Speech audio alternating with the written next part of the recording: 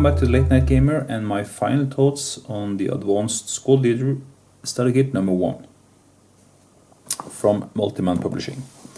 I played through the game on my channel. If you haven't seen it, you can go check it out. Should be somewhere in a link somewhere.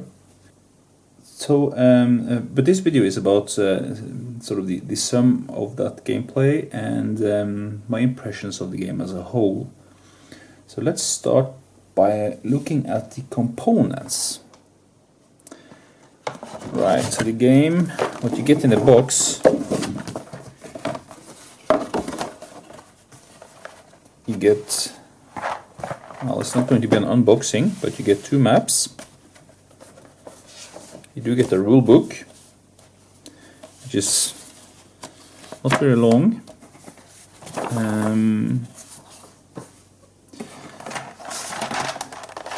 Well, you don't get the tray, but you do get the chits and the dice.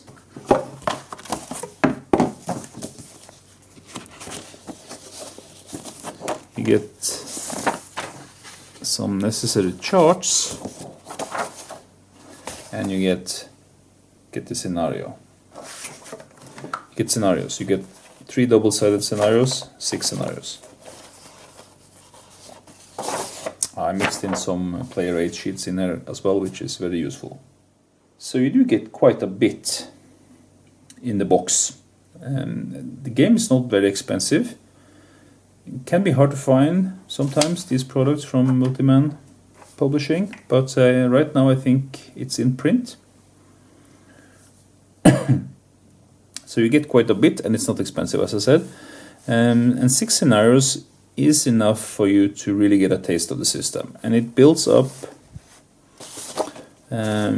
quite nicely. If I can find scenario number 1,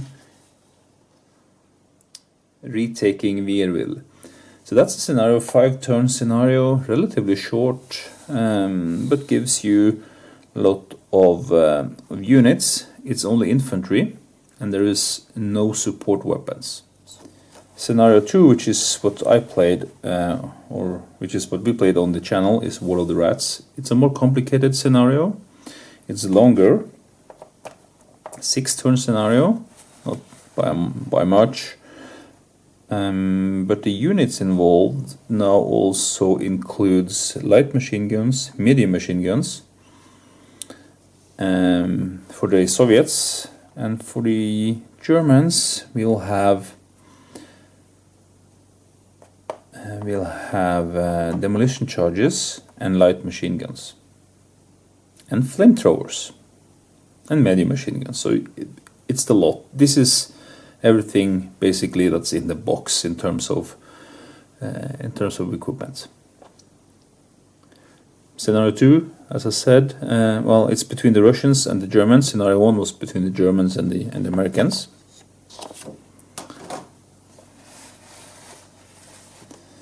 Scenario 3 is simple equations, and this is on half of 2 maps, Russians versus Americans, involving flamethrowers and medium machine guns.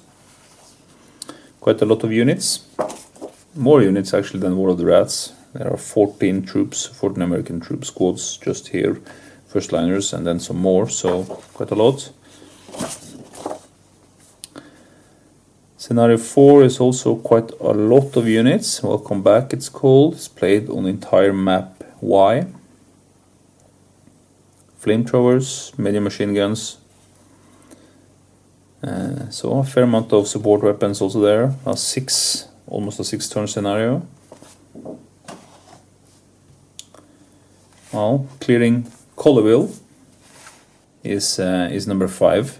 Entire map scenario, 5-turn, same, so they play around the same length, all of them. Decent number of units.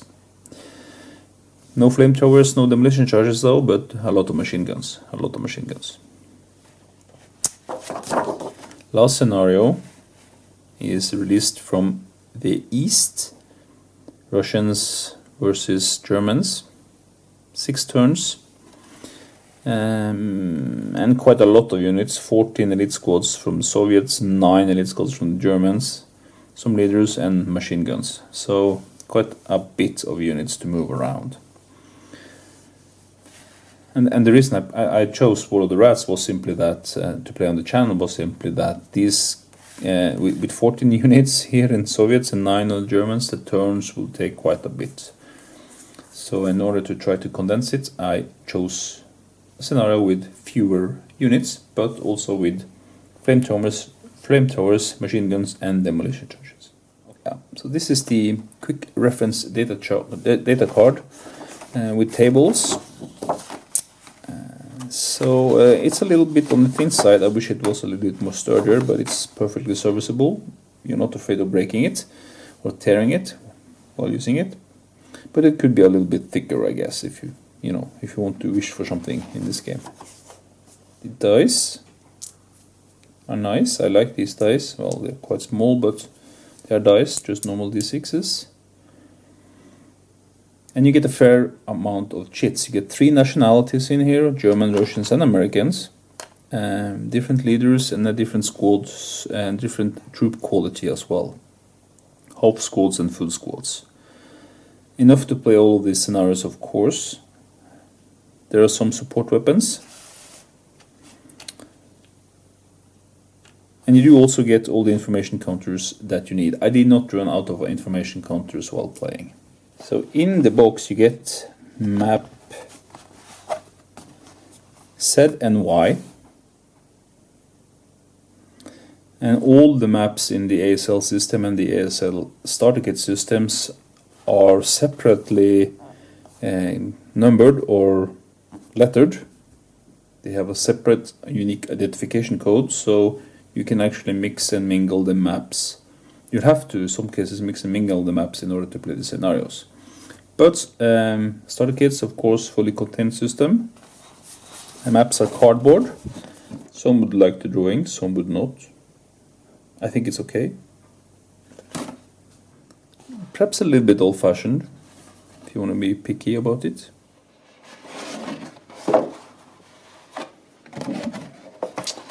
And they fold out like this.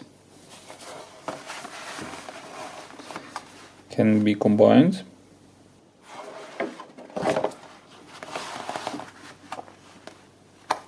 Both directions, also north-south direction. So the graphic style, as I said, may look a little bit old-fashioned on the map. Also the counters may look a little bit old-fashioned. And they are perfectly serviceable, of course. I like the maps. I really do. Yeah, there's nothing much more to say about that. I guess either you like it or not. Same with the counters. I really enjoy the counters too, and I like the fact that there are leaders and squads, and that the leaders have a direct influence on the squads, but not to a very big extent. So they're sort of a scarce commodity. So the scale of the game is of course squad based. You know, squad leader, squad based, so you don't get the feel of the ground scale of the conflict you're playing. And each of the scenario has an historical setting where there will be a small history talking about this actual conflict or the grander scale of the conflict, and set you in the theme or the area where you will be playing. You're playing a small battle, of course. So the nice thing is that there is an aftermath thing here which tells you how it went in history. Obviously the maps provided here cannot reflect all, on a very accurate level, all the aspects of every imaginable conflict, although there are quite a lot of maps in the ASL system. But I think of course they have to abstract, but I mean, I don't have a problem with that. I really enjoy historical games, and for me it's enough that they tie it to the history with the historical note given on the card. So that's enough for me, and it gives me that flavor I like and puts me in the spot where this happened, and I am allowed to play the part of that conflict. Like in War of the Rats, we really did not play the Battle of Stalingrad, but we played a small part of the Battle of Stalingrad. So the quality components, I find them very good.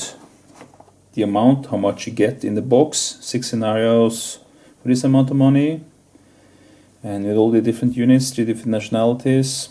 Yes, I'm happy with that too. I think it's great. I think it's definitely a good value for your money.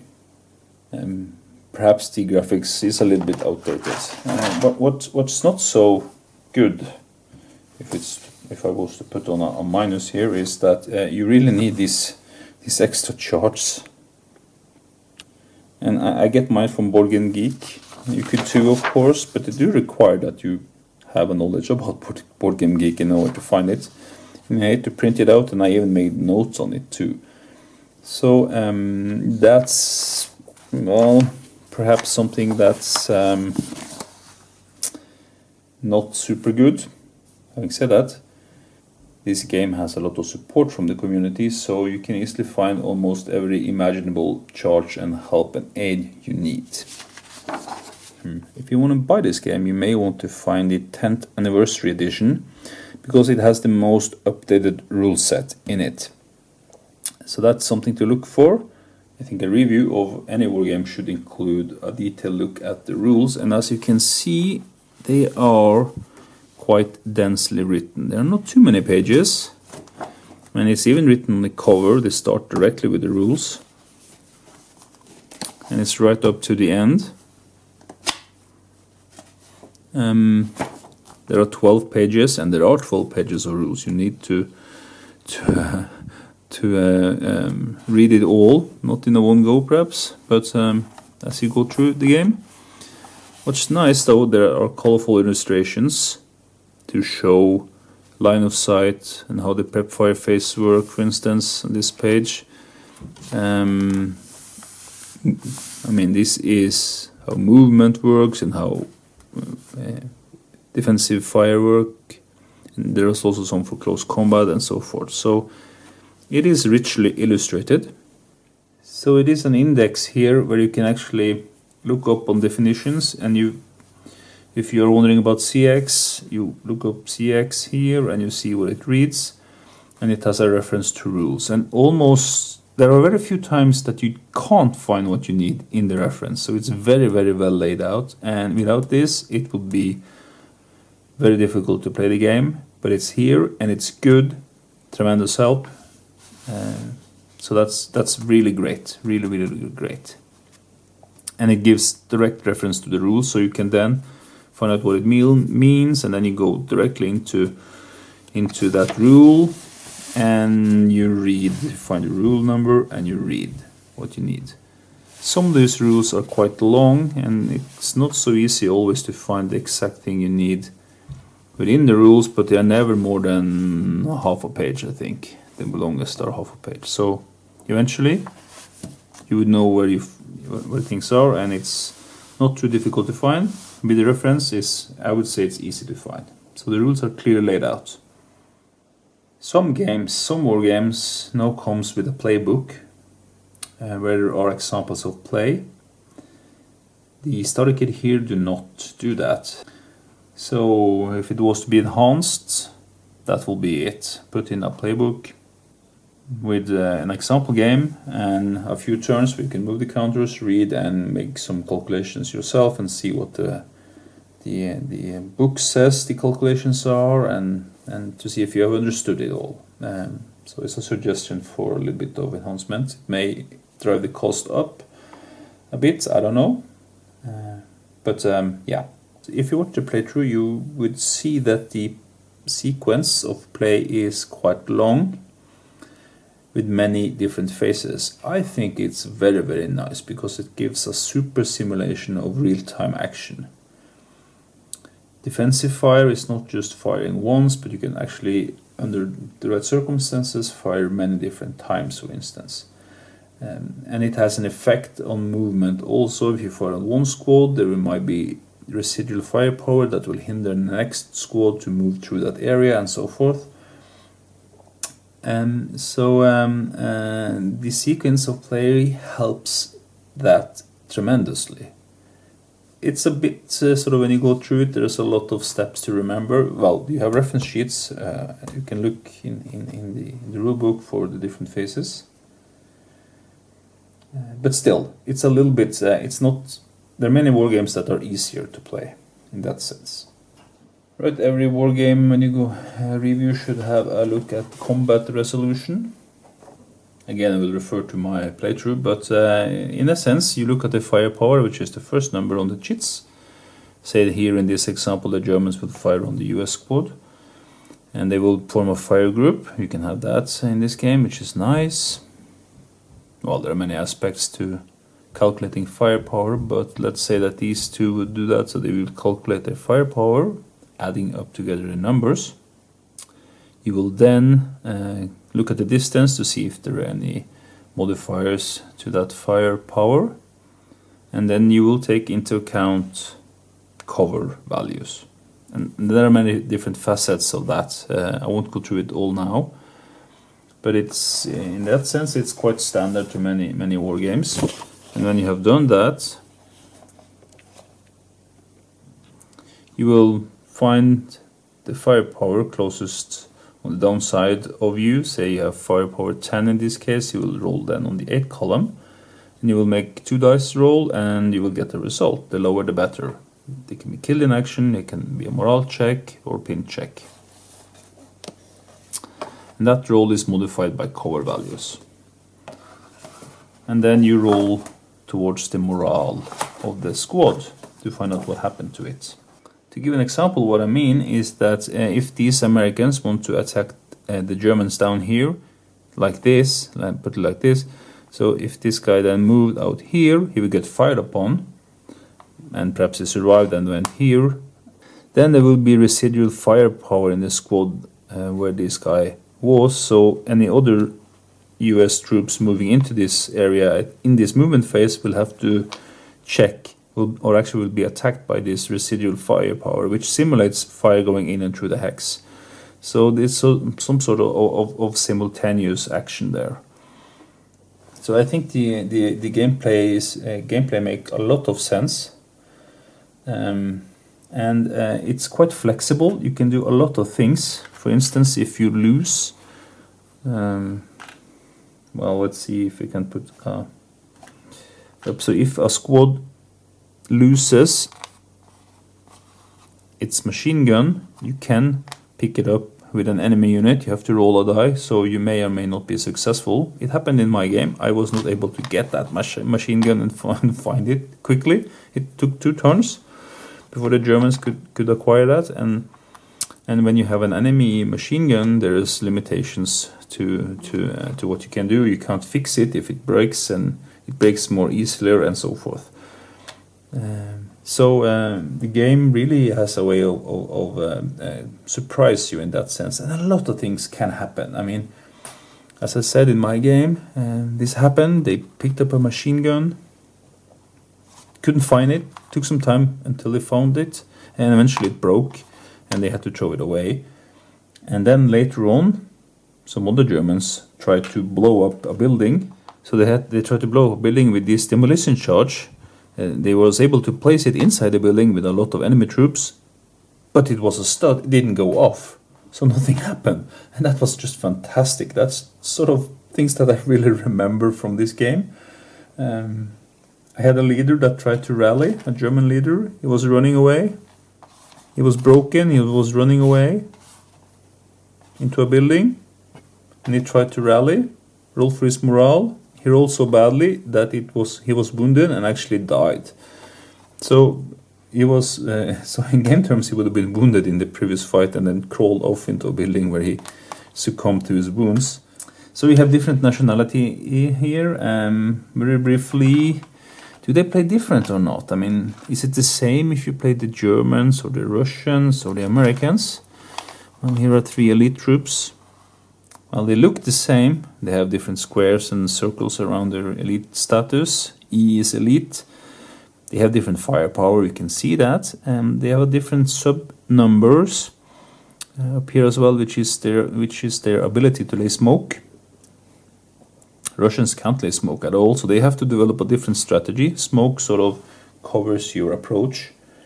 If you can't do that, you need to find some way else to do it, and to cover the approach, terrain, or just storm right on. Yeah. So Russians have lower firepower, 8 morale, and can't lay smoke. The Americans, higher firepower, lower morale than the Germans, which has a lower firepower again than the Americans. When the Russians break, the morale stays at 8. The Germans stays at 8. The Americans, when they break, the morale goes up to 8. So that really gives it gives a different flavor to the different troops. You do feel the difference also with elite squads and first liners and half squads too. You can see the numbers are dramatically different. And the conscripts, or the green units, because of the Americans, have a penalty to, well, almost anything they do. So yeah, I would say the unit plays differently, and it really matters a bit which side you play in terms of that. Well, what then should we say of an overall assessment of the game, of this game? You know already, you should know, or you would probably have guessed that I'm very favorable towards Advanced Squad Leader, the starter kit. I'm so favorable that I have ordered things for the full ASL system as well, so I will be learning that too. In terms of wargame, squad-based wargames, this is probably the best game I've played so far on the channel. Perhaps also off the channel, it is. I would rank it very, very, very highly. And it is because of the individual phases and all the things that can happen in a game, which is reflected in different, or the many rules, or I should say not many rules, but detailed rules. There are rules for picking up an enemy machine gun. There's a rule for picking up your own machine gun or operate it. There's a rule for repairing your enemy and your own machine gun. There are rules for greens. There are rules for elite units. There are many rules, and this game has much fewer rules than ASL. So that I'm drawn to that. If you're not drawn to that, if you think the complexity is too high and have a hard time remember that, oh, these rules must be implemented in this point, and I do also have that problem. If you're worried about that, then perhaps the complexity level here would put you off a bit. It shouldn't though. It's really a good game, and you ought to give it a try. I think any serious wargamer should do that. Give this at least a try. It's solitaire friendly, 2-player solitaire friendly, if you know what I mean. Play well as solitaire, playing both sides. There's no AI. And there are other systems that have an AI. We will look at least one of them later on the channel. But right now, for me, this is where it is. This is where the squad leveled war games is at the moment. The starter kits. It's excellent. Highly recommended.